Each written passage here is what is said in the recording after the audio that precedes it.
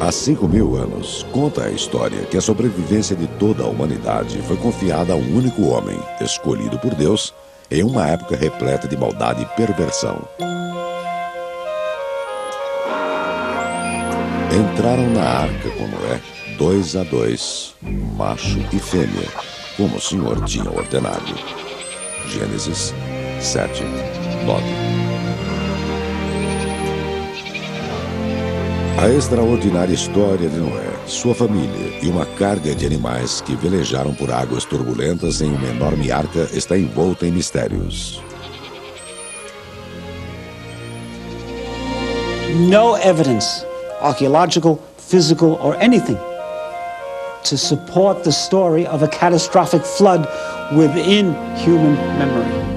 There are Near Eastern versions of this narrative, this myth, which are older than the Noah story. The Noah story, in that sense, is secondary and is derived clearly from these other myths. If there was a historical Noah, where did that boat land? Is there any of it remaining to be seen to this present day? É raro que a Bíblia provoque tantas discussões com respeito à história de Noé e o dilúvio. Há provas de que os eventos realmente aconteceram? Ou a história nos oferece uma mensagem simbólica? Estes são alguns dos mistérios da Bíblia.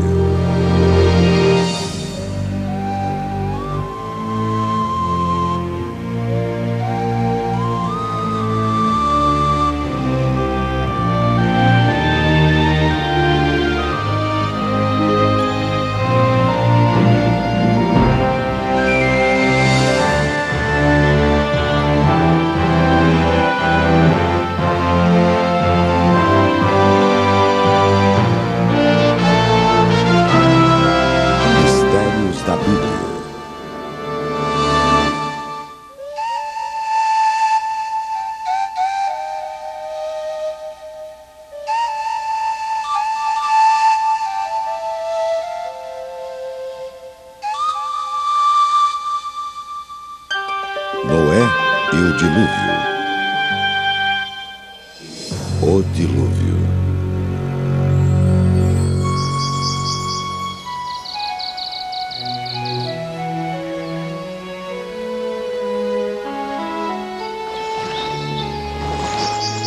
De acordo com a Bíblia, a rica e extraordinária diversidade da vida na Terra deve sua sobrevivência a um incrível evento acontecido nas primeiras linhas da história. É uma das mais duradouras histórias contadas na Bíblia. Sua mensagem permanente pode ser endereçada a nós até os dias de hoje, embora ainda seja um tanto obscura.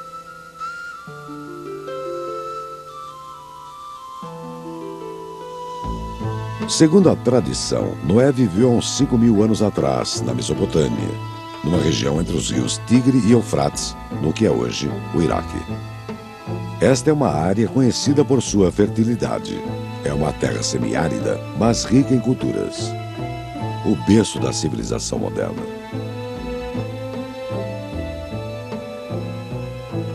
A narrativa toma lugar bem no início da história registrada, há cerca de 3.500 anos antes de Cristo. Na verdade, mais tempo passaria até o nascimento de Jesus do que desta data até os dias atuais. Durante esta era longínqua, eventos importantes na história humana desenrolaram-se por todo o mundo. Ao longo das margens do rio Nilo, um rei chamado Narmer unificava os povos, tornando-se o primeiro faraó da futuramente poderosa nação do Egito. Em vales muito distantes na Ásia, o algodão era cultivado pela primeira vez e tecido de forma delicada para vestir os sacerdotes. Na Europa, a agricultura recebia um novo impulso com o uso do primeiro arado de tração animal.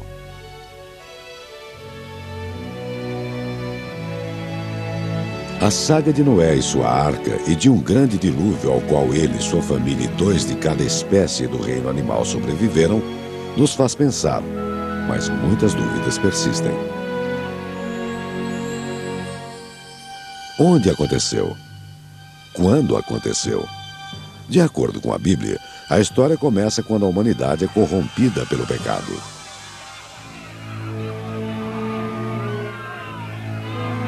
O Senhor viu que a corrupção dos homens era grande sobre a terra e que todos os pensamentos de seu coração estavam continuamente voltados para o mal. O Senhor arrependeu-se de ter criado o homem sobre a terra e teve seu coração ferido de íntima dor. Gênesis 6:5. Noah lived in a world that stunk with corruption and hatred and immorality, and he still managed to be, as the Bible says, righteous in his generation. That means that the human being, the human spirit, is indomitable enough, powerful enough, that in any atmosphere, at any time, people can make the choice for goodness. Deus diz que punirá o mundo ao trazer um grande dilúvio para destruí-lo. Mas Noé e sua família seriam poupados. Deus ordena que eles construam uma grande embarcação, uma arca, segundo instruções exatas e específicas. Faze uma arca de madeira resinosa, dividi-la-ás em compartimentos e a untarás de betume por dentro e por fora. Seu comprimento será de 300 côvados, sua largura de 50 côvados e sua altura de 30. Farás no cimo da arca uma abertura com a dimensão de um côvado. Porás a porta da arca a um lado e construirás 3 andares de compartimentos.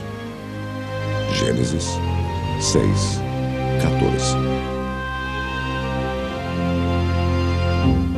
Especialistas concordam que o côvado bíblico seria o comprimento medido desde o cotovelo de um adulto médio até a ponta dos dedos, cerca de 45 centímetros. Assim, a arca teria pelo menos 135 metros de comprimento, o equivalente a um campo e meio de futebol. Teria 23 metros de largura e cerca de 15 metros de altura. Segundo a tradição, Noé e seus filhos, Sem, Cã e Jafé, trabalharam por muitos anos na construção do barco gigante. A fonte dos materiais e o tipo de madeira usado, madeira resinosa, ainda são um mistério, mas a obra acabou sendo terminada. Mas farei aliança contigo. Entrarás na arca com teus filhos, tua mulher e as mulheres de teus filhos. De cada espécie de animais, farás entrar na arca 2, macho e fêmea, para que vivam contigo. Gênesis 6:18. Então Noé e sua família seguem as ordens recebidas. Respondendo a um chamado de Deus, os animais vêm até Noé e a arca recebe pelo menos 2 de cada espécie de quadrúpedes, pássaros, répteis e insetos da terra. Quando tudo está pronto, Deus começa a implementar seu plano de destruição.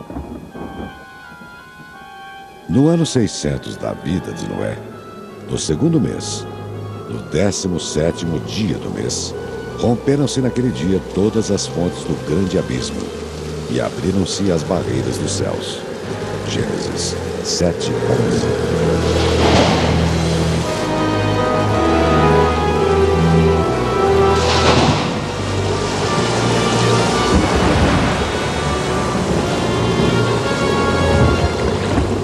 O dilúvio caiu sobre a terra durante 40 dias. As águas incharam e levantaram a arca, que foi elevada acima da terra. Gênesis 7:17. Toda a terra termina por ser inundada, com as águas caindo por 40 dias de chuvas torrenciais. The 40 days and 40 nights is an interesting figure, by the way. The number 40 in the Middle East is a ritual number for a lot of. That's why it's Ali Baba and the 40 Thieves. Even in the Franz Werfel novel, The 40 Days of Musa-Dog, everything's in 40s. And so then when you say it rained for 40 days and 40 nights, it just means it rained for a long time. A Bíblia nos diz que as águas baixaram após 150 dias. 7 meses depois de a chuva ter começado, a arca pousa sobre os montes de Ararat. Noé e os habitantes permanecem a bordo por muitos outros meses, enquanto as águas se acalmam. Então, para determinar se havia terras secas em algum lugar, Noé envia da arca um corvo e depois uma pomba, mas ambos retornam. Esperou mais 7 dias e soltou de novo a pomba fora da arca. E eis que pela tarde ela voltou, trazendo no bico uma folha verde de oliveira. Assim Noé compreendeu que as águas haviam baixado sobre a terra. Gênesis 8:10. The fact that the dove brings back an olive branch is significant. An olive branch is a sign of peace because it takes a long time for olive trees to bear their fruit. And in a land that doesn't have peace for many, many years, you can't have olives. And so from ancient times, in Israel especially, an olive branch was a sign that things were peaceful and all right. And when the dove brings back an olive branch, Noah knows as a sort of universal signal, this means there's calm in the world and there'll be peace. A mensagem da história de renovação, sobrevivência, do bem triunfando sobre o mal, talvez seja mais do que nunca relevante nos dias de hoje. Mas os estudiosos e historiadores são constantemente seduzidos pela história por suas inúmeras dúvidas. Os eventos realmente aconteceram? Um grande cataclisma realmente destruiu o mundo? E um homem chamado Noé sobreviveu? Sendo assim, há ainda um barco gigantesco escondido em algum lugar das montanhas do Oriente Próximo?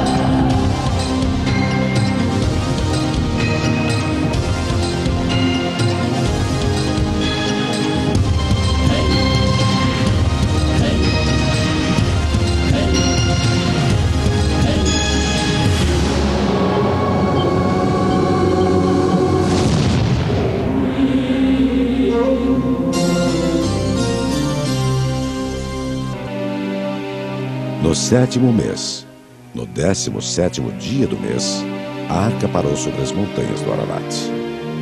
Entretanto, as águas iam diminuindo pouco a pouco até o 10º mês. E no 10º mês, no primeiro dia do mês, apareceram os cumes das montanhas. Gênesis 8:4. Por séculos, este lugar proibido tem sido destino de peregrinos, exploradores e aventureiros ansiosos por tentar encontrar a arca. Na verdade, as páginas da história estão repletas de referências de muitos que afirmam tê-la visto. Why do people look for Noah's Ark? Why are people looking for the Loch Ness Monster? Once you have an object revered by history, the Holy Grail, people will look for it. It would obviously be a great coup if you found an ark with a sign on it that said Noah. This is the need of some people to seek adventure. I'd go to and look if I could. No primeiro século da nossa era, o famoso historiador judeu Josifa escreveu que as pessoas destroçavam as ruínas, usando seus pedaços para fazer talismãs e amuletos. Conta a história que no século XIII, o grande explorador veneziano Marco Polo viu a arca durante uma das suas expedições pela Ásia. Mas, como diz a história, ele não conseguiu atingi-la no topo da grande montanha. Os especialistas modernos duvidam destes relatos antigos, já que não houve certificação de qualquer um deles. Mesmo assim, a busca continuou sem se abater no correr dos séculos. If you look carefully at the biblical text, it does not say that the ark rested on Mount Ararat. It says the ark rested on the mountains, in the plural of Ararat, and doesn't say which peak. It so happens that today in Armenia, overlooking the Russian border, that there is a mount called Ararat, but it's not in accordance with the biblical story. We know very well that Ararat is not a specific mountain or a very small location, but is in fact a rather extensive kingdom. We know about it from the writings of Assyrian kings, who about the 9th century BC begin to come into conflict with it, and they call it the kingdom of Urartu. And Urartu comes into Hebrew as Ararat, and thus into English. And with the passage of time, this has become compressed to a single mountain called Mount Ararat. O pico mais alto do Monte Ararat alcança uma altura de aproximadamente 2.100 metros, sendo extremamente difícil a sua escalada. Segundo a lenda, a arca está enterrada sob a neve e o gelo, em uma posição inatingível, em algum lugar do topo congelado. Muitas expedições desafiaram este ambiente hostil em sua busca. I think many people nowadays find their faith challenged. And rather than look at the nature of faith, what they try to do is stretch the Bible to make it factual in the most fundamental sense of the word. I'm sure people think, if I could find the ark, it would prove that the Noah story is literally true. And if the Noah story is literally true, then Scripture is literally true. So I think looking for a shred of a piece of wood in Noah's Ark is really a frantic search for a shred of literal truth. Em 1952, o explorador amador francês Fernand Navarre trouxe de volta um pedaço de madeira das colinas de Ararat, que, segundo ele, era da arca. O teste do carbono demonstrou que a madeira teria apenas 1.200 anos de idade, muito menos que os 5.000 ou mais anos necessários para que se provasse ser da época de Noé. Muitos fragmentos foram encontrados nas montanhas e festejados como pedaços da lendária embarcação. Todos acabaram como fraudes, mas há ainda uma forte corrente que está convencida de que a arca será encontrada. If it were provable, someone would have proved it surely by now.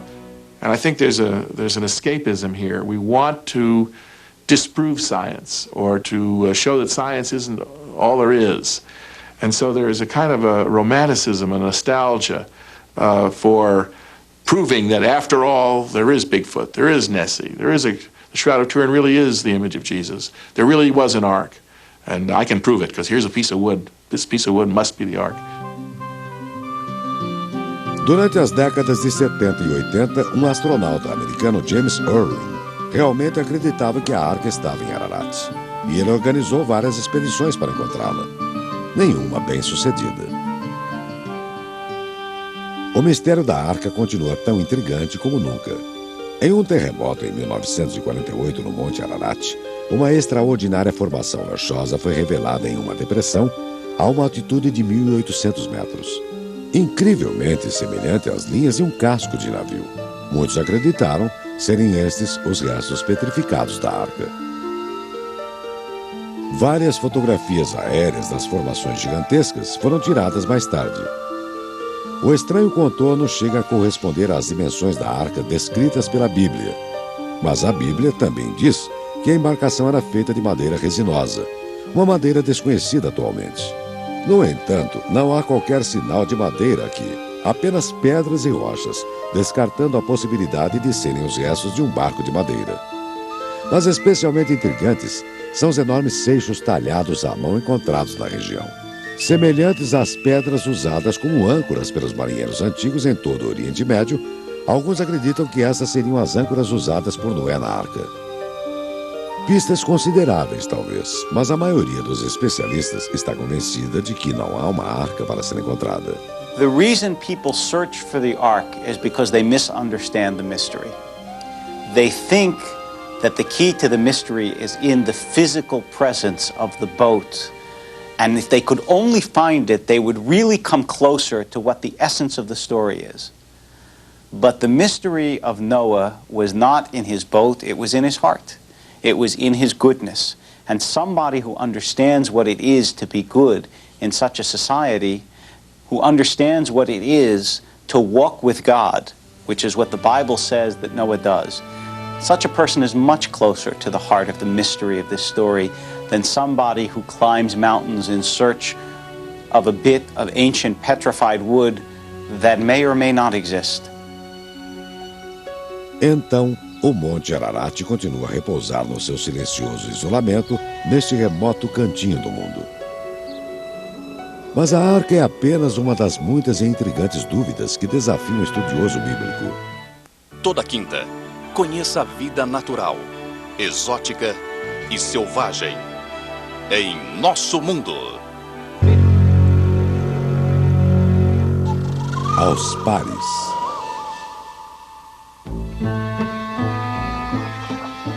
Dramáticas como são, poucas histórias bíblicas renderam tantos debates como os relatos de Noé e o dilúvio. Embora Moisés receba o crédito por ter escrito o livro de Gênesis, com instruções de Deus, há indicações de que muitos escritores tenham contribuído na sua compilação. De cada espécie de animais farás entrar na arca 2, macho e fêmea, para que vivam contigo. Gênesis 6, 19.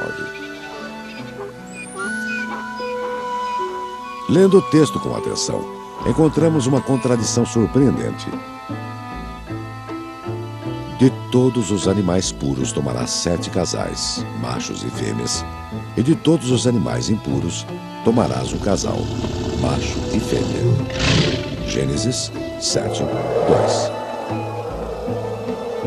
Então a questão persiste. Eram 7 animais ou 2? If you read it carefully, you see that there's one version that says the animals are taken onto the ark 2 by 2. Another version that says they are brought on the ark 2 by 2 if they are unclean, and 7 by 7 if they are clean. This suggests that I've got at least two stories being brought together by an editor. The man or the group who edited the text had to put together differing accounts to make a text which was final. And even then, it wasn't final. Even then, we know that as late as the Dead Sea Scrolls, which is the 1st century of the Common Era, there are still alternative texts of the Bible floating around. So this business of who actually wrote Genesis, or who actually told the story of Noah, is an issue which wasn't settled until the 1st century of the Common Era, when a final text was agreed upon, and all the other texts were discarded and lost. Os estudiosos acreditam que os textos bíblicos são ricos em simbolismos, que, se fossem revelados, resultariam em uma história de ainda maiores dimensões. Especialmente misteriosas são as grandes idades das pessoas no livro do Gênesis. Noé tinha 600 anos quando veio o dilúvio sobre a terra. Gênesis 7, 6. Se a ciência moderna nos revela que a expectativa de vida está crescendo após todos os avanços na medicina, muitos hoje perguntam: como as pessoas podiam viver tanto nos tempos bíblicos? It is not clear why in the ancient world people made their heroes live an inordinate number of years. Apparently a very long lifespan was part of being a hero. But the precise numbers given in Genesis are a total riddle. One thing is certain, that immediately after the flood, the human lifespan is abbreviated, in quotes. That is to say, the maximum is 120 years. Many years ago, my father told me that in some ways the saddest man in the Bible is Methuselah, because it says of Methuselah that he lived 969 years and had sons and daughters. And isn't it sad that in almost 1,000 years of life he had not a single accomplishment worth recording? He just had children But other than that, he did nothing that the Bible thinks merits inclusion. So in some ways, those long lifespans are not only praise, they're an implicit criticism of people who only managed to live a long time and didn't do anything worth mentioning. Outro mistério que há muito tempo deixa os estudiosos perplexos é o relato de que Noé é o primeiro produtor de vinho do mundo e sua subsequente intoxicação. O incidente aparece quase como uma explicação posterior na narrativa. Muitos acreditam ter sido inserida no texto por algum dos principais escritores que participaram da Bíblia. Noé, que era agricultor, plantou uma vinha. Tendo bebido o vinho, embriagou-se e apareceu nu no meio da sua tenda. Gênesis 9, 20. A Bíblia então nos diz que Noé adormece e que seu filho Cã vê sua nudez. Algo acontece, mas o texto não é muito claro no seu significado. Sem e Jafé perceberam que seu irmão fez algo de desrespeitoso com seu pai. Então, eles entram na tenda e cobrem Noé. Quando Noé despertou de sua embriaguez, soube o que lhe tinha feito o seu filho mais novo. Gênesis 9, 24. There are some external sources which suggests that what happened was that his son and or his grandson sodomized the father when he was lying naked. But the Bible doesn't say that, and all we can do is speculate. The peculiar disrespect and the sexual implications of what his children do is intended to tell us that they too were influenced by the world from which they had come, that it was impossible to grow up in such a corrupt world and not have that taint your behavior afterwards. Perhaps it's also supposed to teach us that even though God was working with the best of human beings, that is, with Noah and his family, every person has within them both good and evil inclinations. Those are always at war, and nobody will be good all the time. Na nova ordem mundial que Noé trouxera consigo após o caos e a destruição do dilúvio, está ainda outro dos mais profundos mistérios da Bíblia. Como salvador do reino dos animais, Deus encarrega Noé de uma nova responsabilidade que transformaria para sempre a natureza da relação existente entre os homens e as feras. Desde Adão e Eva e o Jardim do Éden, os homens tiveram uma relação especial com os animais. De acordo com os comandos de Deus, todas as coisas vivas, inclusive os humanos, aderem a uma dieta rigidamente vegetariana. Deus disse: Eis que vos dou toda a erva que dá semente sobre a terra, e todas as árvores frutíferas contendo em si mesmas a sua semente, para que vos sirvam de alimento. Gênesis 1, 29. Tendo escolhido Noé para sobreviver ao dilúvio, Deus agora misteriosamente dá a ele permissão para comer das criaturas que ele salvou. E com esta permissão, o medo e os confrontos separarão para sempre o homem e o animal. Vós sereis objeto de temor e de espanto para todo o animal da terra, toda a ave do céu, tudo que se arrastar sobre o solo e todos os peixes do mar. Eles vos são entregues nas mãos. Tudo que se move e vive vos servirá de alimento. Eu vos dei tudo isso, como vos dei a erva verde. Gênesis 9, 2. The interesting implication of the notion that Noah is given animals to eat for the first time after the flood is that God's original intention in the creation was a much closer communion between humanity and the animals. Up to then, human beings were vegetarian, and the eating of meat was a kind of divine concession to human weakness, but the ideal state, implied there, though not explicitly stated, is vegetarian. The biblical attitude seems to suggest that God's original intention was that we had a much more compassionate relationship to the animals, that we didn't consider them as food. There's an interesting message for that for us in terms of our much more heightened environmental consciousness, our much greater sense of our relationship to the rest of creation. Ponho meu arco nas nuvens para que ele seja o sinal da aliança entre mim e a terra. Quando eu tiver coberto o céu de nuvens, meu arco aparecerá nas nuvens, e eu me lembrarei da aliança que fiz convosco e com todo ser vivo de toda espécie. E as águas não causarão mais dilúvio que extermine toda a criatura. Gênesis 9:13.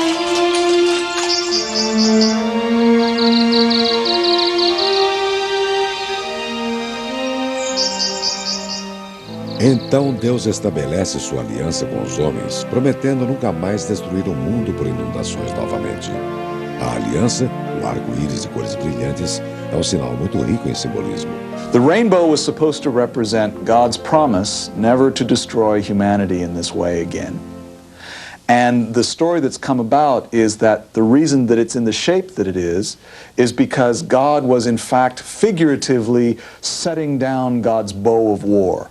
So God was basically declaring an armistice, saying, I will never make war on humanity again. And when you see the rainbow, what you see is my unstrung bow of war, so that you will know that I will never do this again. God says to human beings, I promise I will never again destroy the world. But there is in that statement a very chilling omission. God doesn't say, I promise human beings will never destroy it. And the question of Noah is not, will God destroy the world again?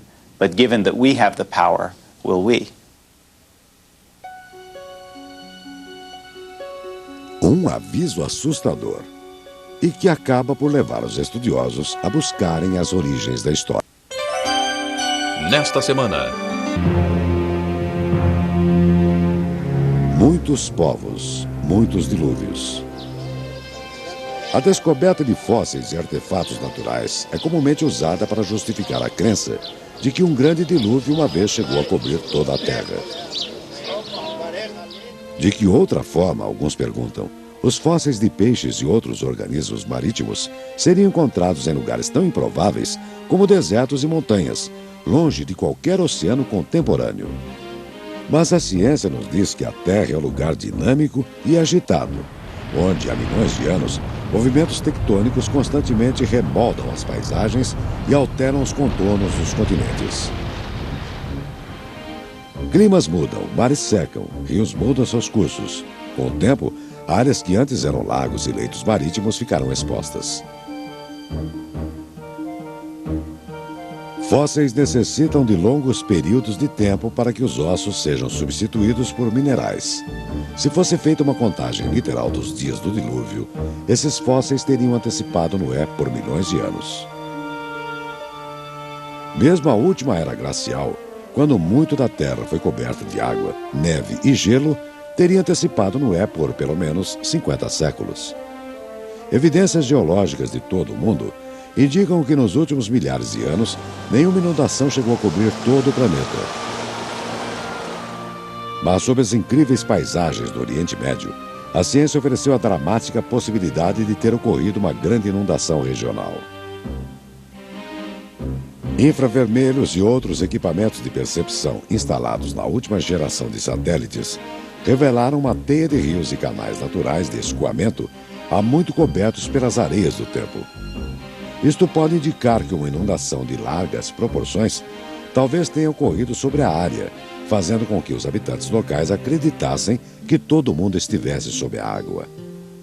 De todas as lendas e mitos da humanidade, nenhuma atraiu mais atenção ou apareceu mais regularmente pela história que aquela de um grande dilúvio que destrói o mundo, que acaba sobrevivendo por obra de algumas pessoas escolhidas pelos deuses.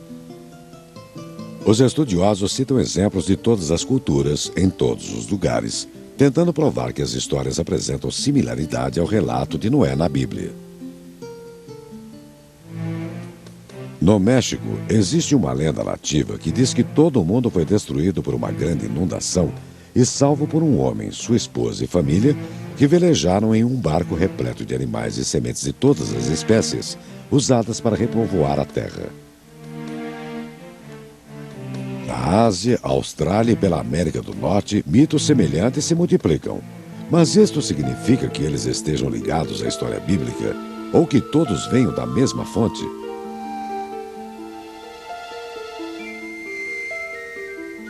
In most versions, there's simply a flood that is caused by usually some kind of violation of a taboo, violation of an interdiction. Somebody's done something wrong, and some kind of creative force, creator, decides to punish mankind for this. And then, but somebody, he takes pity at the last minute, and somebody's given a little advance warning. You know, tomorrow's newspaper today, and is told there's going to be a flood. Save yourself.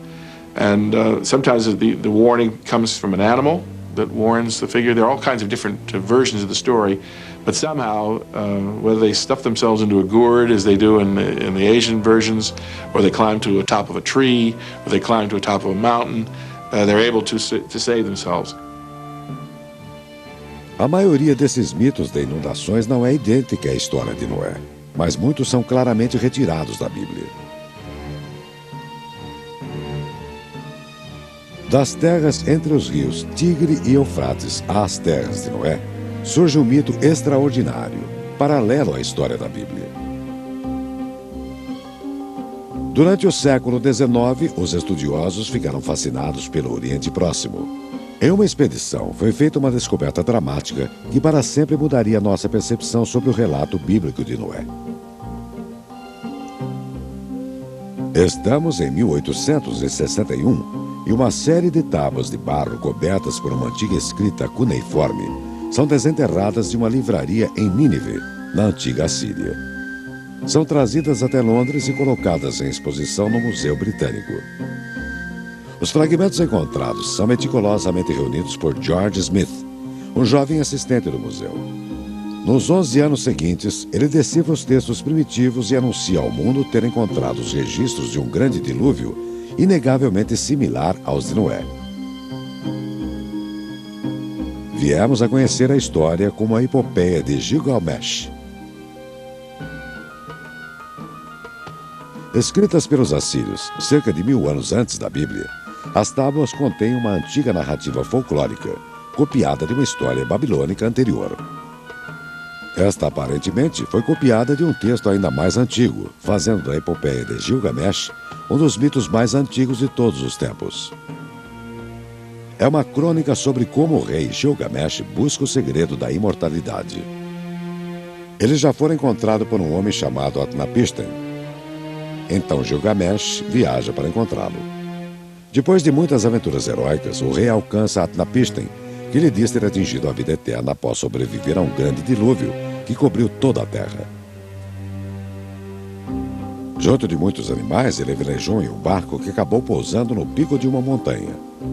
Lá ele soltou os animais e queimou uma oferenda em agradecimento aos deuses. Em troca, os deuses legaram-lhe a imortalidade. O próprio Gilgamesh nunca atingiu seu objetivo, mas a história de Utnapishtim é incrivelmente similar à de Noé. Será que a Bíblia se inspirou nesse mito antigo? In the case of Noah and the flood, it's very clear that it's borrowed from an older version because we have the older versions. The way in which we are to take the flood story, it seems to me, is to not necessarily focus on the things that the Hebrews borrowed from the tradition well known to everyone in the ancient Near East. The genius of the Hebrew mind is in the changes that they introduce into the stories, the things that are unique to the Noah story. I would argue that a Jewish author takes a non-Jewish story, and incidentally, this is true of the first 11 chapters of Genesis all the way through, and puts a distinctly Jewish spin on it. And I'd argue the distinctly Jewish spin is a moral spin. Uma dúvida paira no ar. Se houve uma inundação, ela se espalhou ou foi localizada? As respostas foram lentamente se apresentando no Oriente Próximo. The classic case is at the city of Ur, and it was excavated by Sir Leonard Woolley in the 1920s. And as he did so, he came down on this vast layer of silt, 12 feet in thickness, and he was astonished by it. And he wondered, how could this be, because there's no river nearby. And as he pondered the fact, his good wife came by and looked at it, and she said, of course it's the flood. And Sir Leonard was no fool.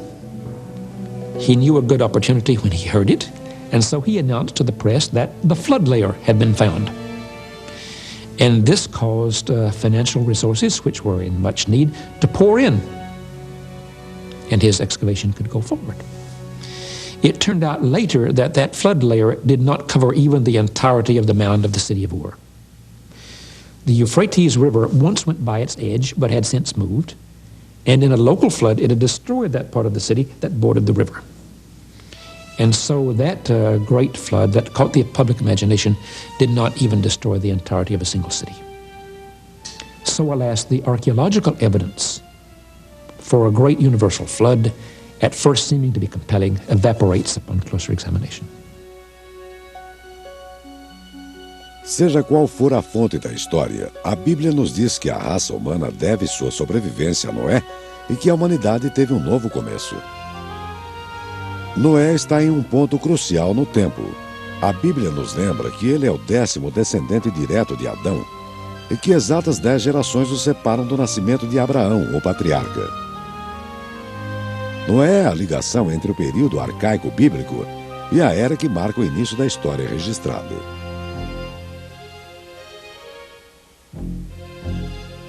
No ano 3000 antes da nossa era, exatos 30 séculos antes do nascimento de Cristo, o cobre é encontrado pela primeira vez na Ásia e moldado em ornamentos religiosos. Já nas montanhas andinas, batatas passam a ser cultivadas em vastos campos comunas, enquanto no México, a mais ampla cultura do milho se inicia. Nos relatos bíblicos do Gênesis, Noé e sua família estão no Monte Ararat e confrontam seu destino. Em direção ao novo mundo, um mundo pacífico e calmo, agora libertado de toda a corrupção e todo o mal, os sobreviventes emergem da arca. Deus abençoou Noé e seus filhos. Sede fecundos, disse-lhes ele, multiplicai-vos e enchei a terra. Gênesis 9:1. Então dá-se um novo começo, com Noé e sua família partindo para repovoar um mundo renovado, para se tornarem os progenitores de toda a raça humana.